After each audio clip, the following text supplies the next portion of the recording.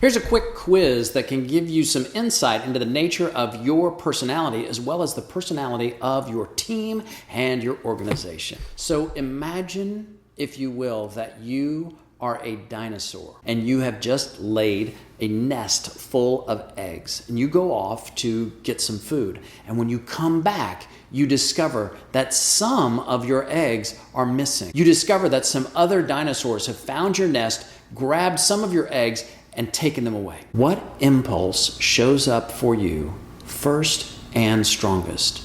Do you A, want to hide the remaining eggs, or do you decide to go off on a hunt to try and find the dinosaurs that took your eggs so that you can hunt them down and kill them?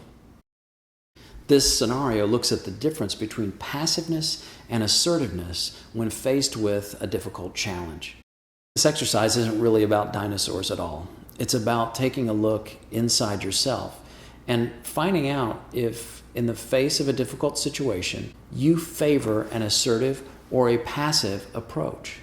And don't make the mistake of thinking that one is better than the other, because it's easy to say, oh, being more assertive is better. But you and I could both think of 10 stories between the two of us, I'm sure, where assertiveness was the last thing you needed.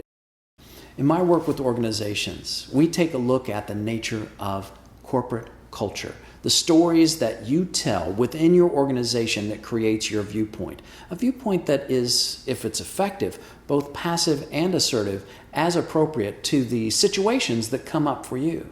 But how do you know, and how do you manage through the different personalities?